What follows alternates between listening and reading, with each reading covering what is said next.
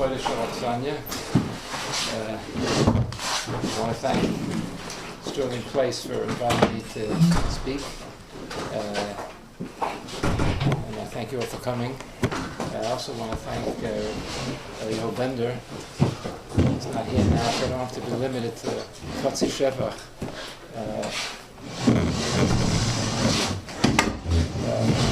A lot went on behind the scenes to set this up, and he deserves all the credit for that. And is Yitzhak Rose here? Yeah. Okay. Yitzhak Koyach. Reb Yitzhak has volunteered to be the coordinator of the Vaad. So tonight, since it's the first time, I chose the topic, but I really want this to be your Vaad, and I want people to suggest topics and questions.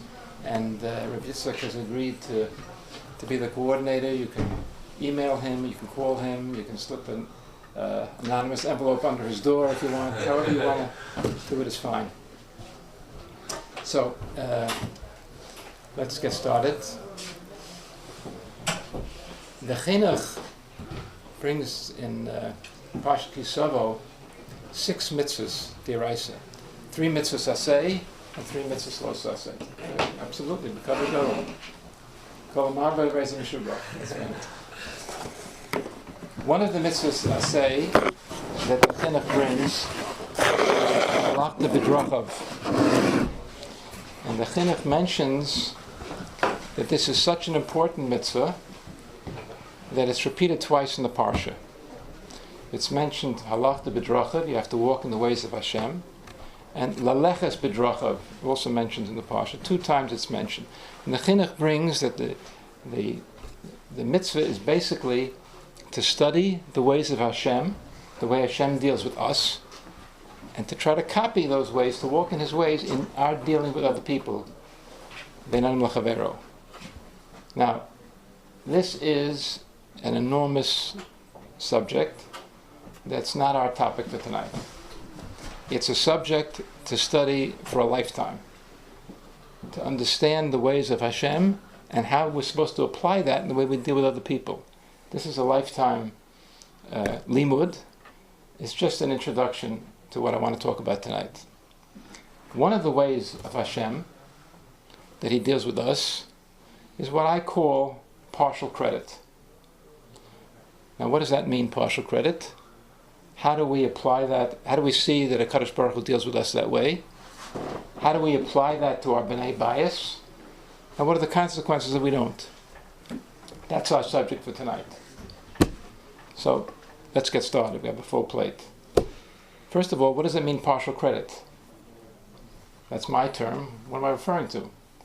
So let me explain what I mean by that. When I was a bacher in Yeshiva Katana, and the Rebbe announced the Bechina, so my classmates and I always had 3 questions for the Rebbe. Is it going to be an open Gemara test or a closed Gemara test?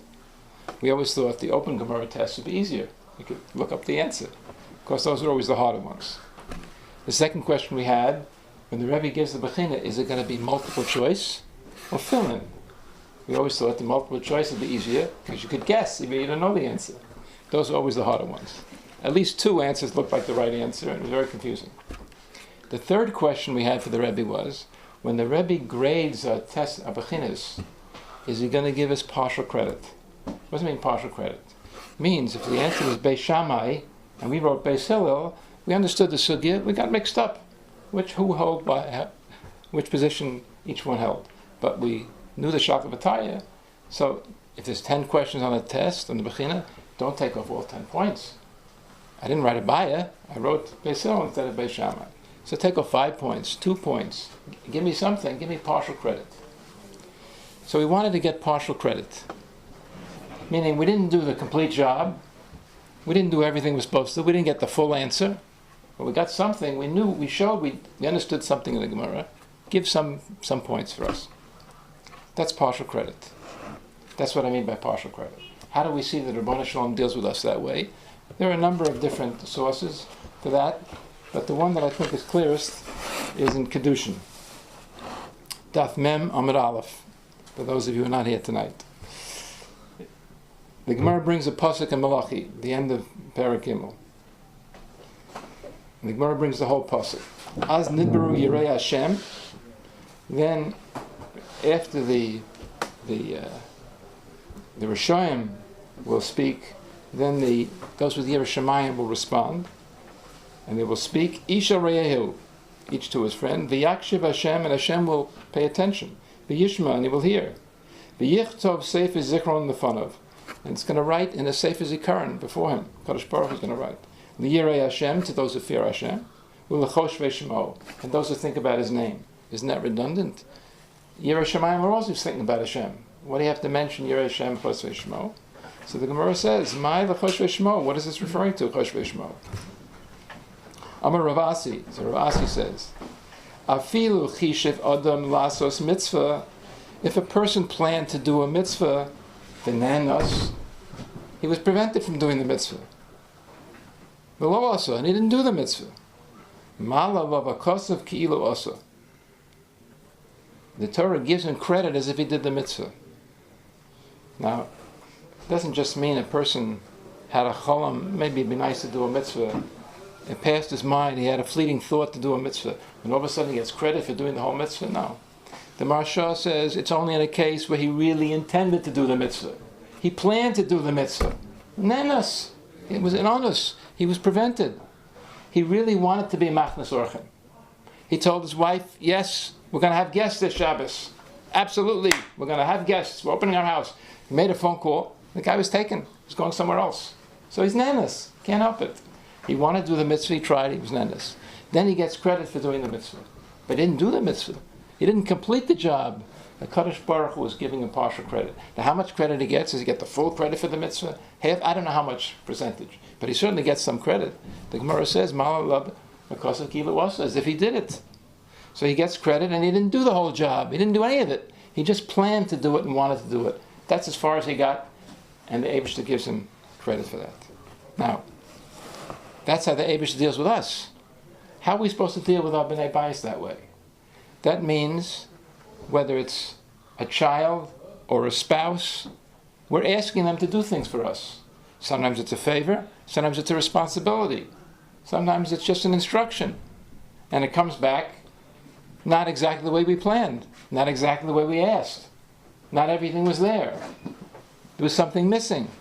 So how do we react? How do we deal with people in our homes when they don't do everything we want? Do we give them partial credit or not? So, in order to illustrate how this applies in a real life situation, I'll give you a real life situation. This is a topic, it shouldn't come as a surprise to you, that I've spoken about before. So it's one of my pet peeves, as they say. So I was once speaking about the topic of giving partial credit to B'nai Bayis to a ladies group. After I finished speaking, a woman comes up to me and she says, Dr. Wikler, I want you to know, I really enjoyed your talk. I said, thank you very much. She said, I want you to know that part you mentioned about partial credit, that was really something. I said, well, thank you. She said, and I want you to know it went through me like a knife. I thought, well, that's a funny way of putting it. Through like a knife. I understand if she said it was insightful. It was brilliant, maybe. It was instructive. It was educational. It was helpful. But it went through it like a knife. I got a little scared. She said, let me explain to you what I mean. She said, I work part-time. There's a job, Monday, Tuesday, Wednesday. So every week, she only has Thursday and Friday to make Shabbos. That means she's got to do all the shopping, the cooking, the cleaning, everything set up for Shabbos, and only 2 days a week. So it's a big pressure. Every week just to get it in on time for Shabbos. So they don't have guests. It's hard enough just with the family. But 2 weeks ago, she said, they were having guests, and not just for a Suda, sleepover guests, the whole Shabbos. So she really felt pressured. And not only that, it was this time of the year, in the winter, when there's half a Friday. So she only doesn't have 2 days, she has a day and a half to make Shabbos for her whole family, and the guests. It's got to be on a different level, you understand? So she was very nervous about it. And after Thursday, she still had a lot left to go for Friday, and it was a short Friday. So she comes, and she's nervous. She gets up in the morning, and she's kind of worried about it. She comes downstairs Friday morning, and she looks in the dining room, and the whole dining room table is set tablecloth is spread out, china, cutlery, stemware, becher. Everything is there. Leichter, everything on the table. Completely set. She's amazed. And she looked, and in that family they use paper napkins. But they don't use the same paper napkins during the week as in Shabbos. They use fancy ones in Shabbos. And she looked and she noticed it's the weekday napkins were put out. Then she goes into the kitchen and she sees the urn is put up with water, and she looks around behind it and she says, it's not even plugged in. Not plugged in. Gewalt. Sleepover company on Shabbos in the winter. No tea after the meal. No coffee in the morning. She would be so mevuzah to have such guests over and no one have a drink of hot water. She didn't live in an apartment house where they could just go to the neighbor. It was a private house. So her husband came back from shul, and what do you think the first thing she said to him when he comes in? What were you thinking? Don't you know we don't use these napkins on Shabbos? What's the matter with you? These are weekday napkins. Not only that, it's a good thing I went into the kitchen. The urn wasn't even plugged in. You know how embarrassed I would have been? No hot water the whole Shabbos? What's with you? What's the matter with you? So she finished. Her husband said, first of all, let me just explain something to you. I didn't plug in the urn on purpose. We have a very small urn, and it heats up the water very hot.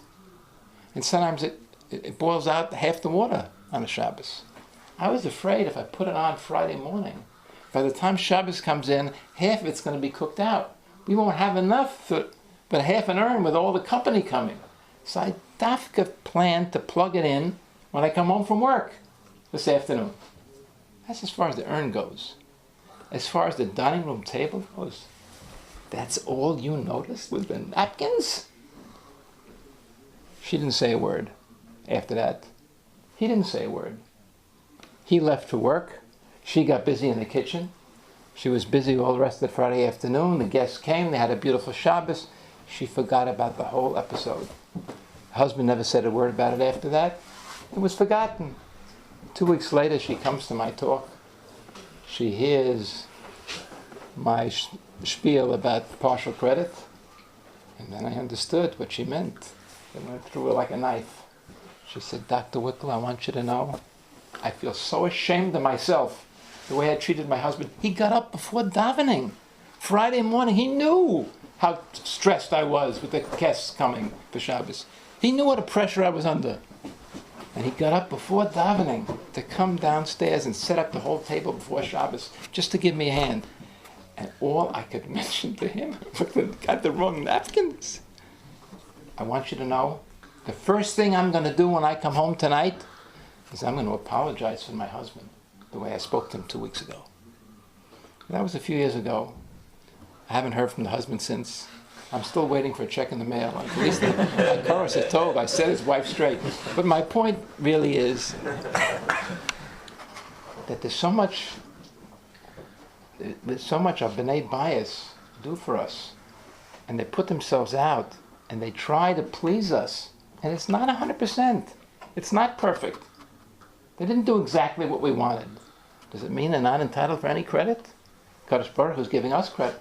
Chishev lasos mitzvah, benenas, and he didn't do it. Still gets credit. So the B'nai bias are not entitled to some credit for making an effort. Now I mentioned that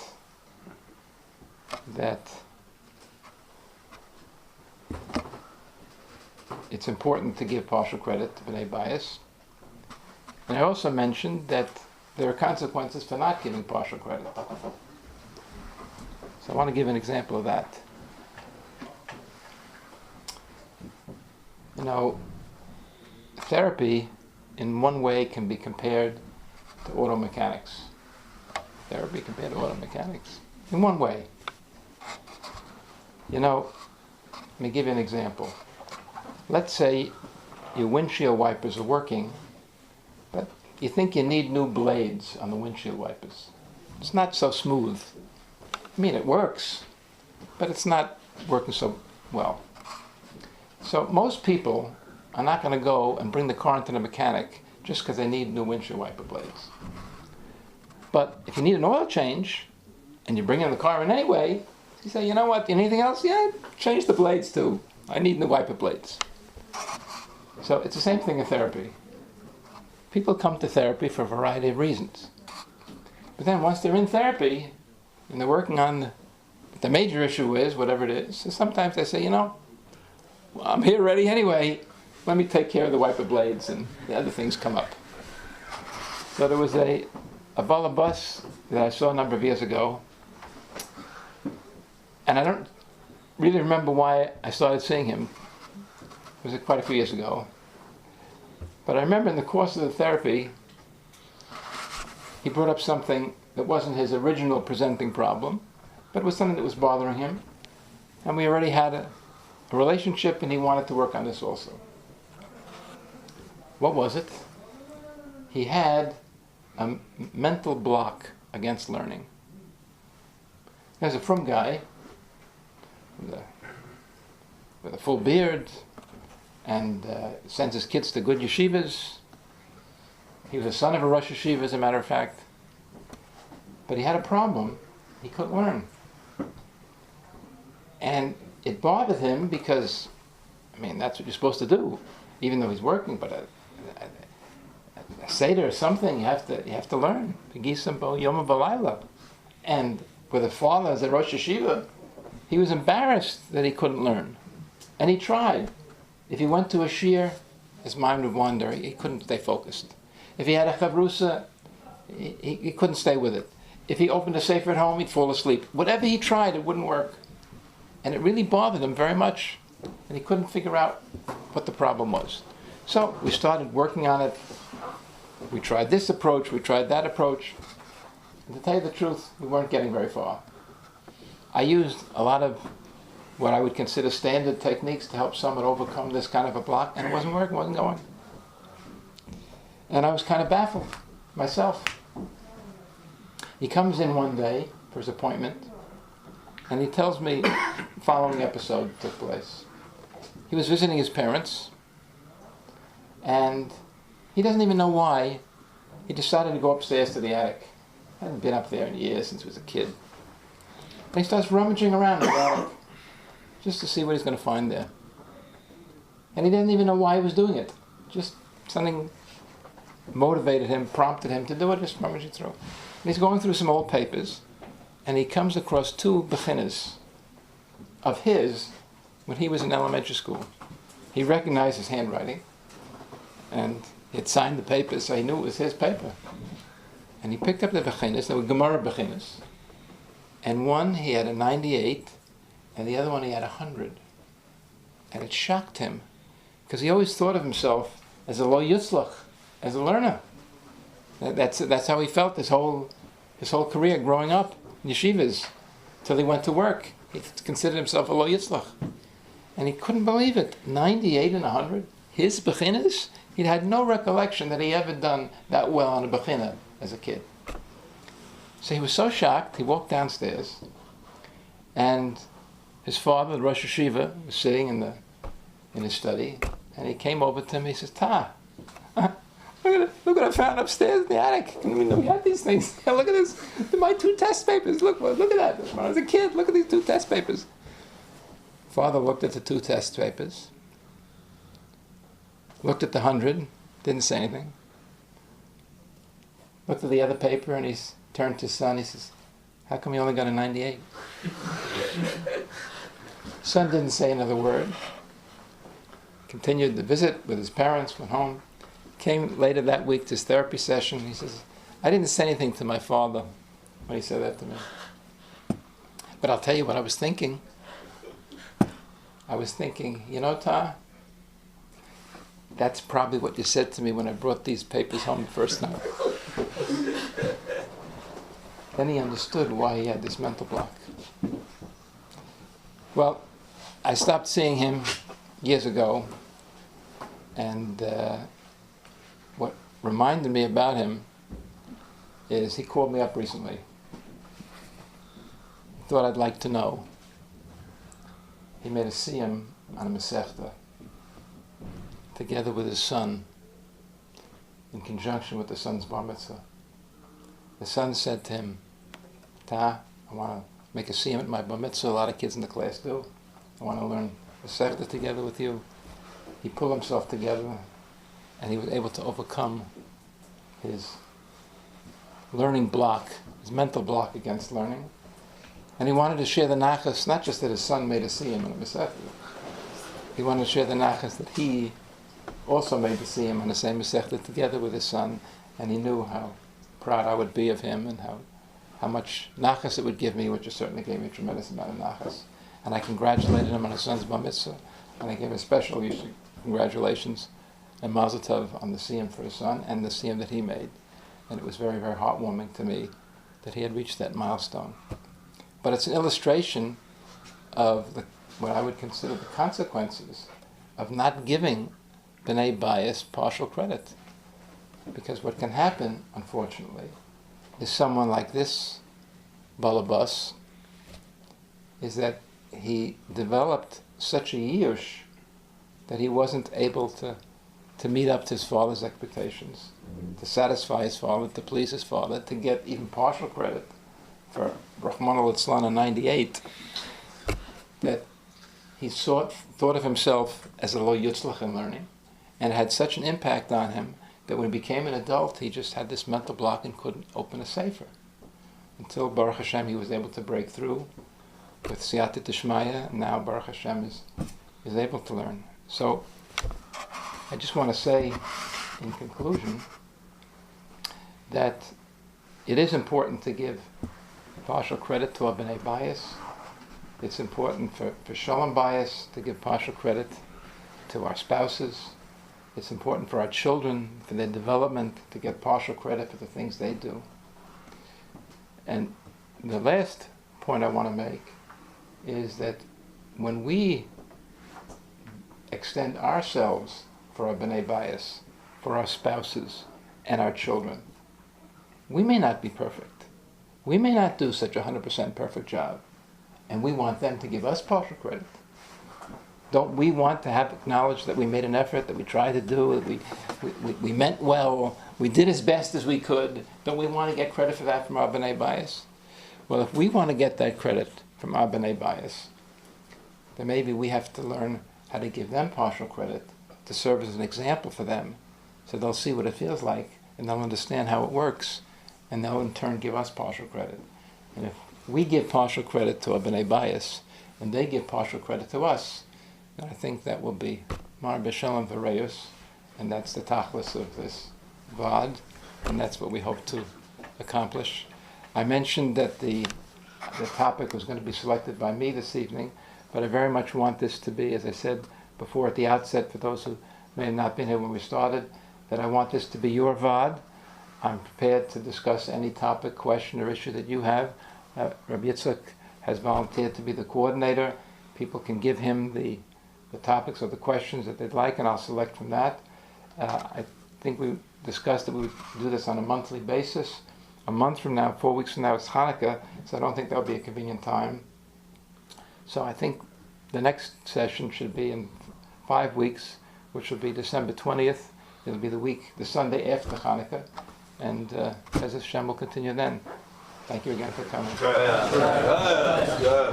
I'll give you a full credit.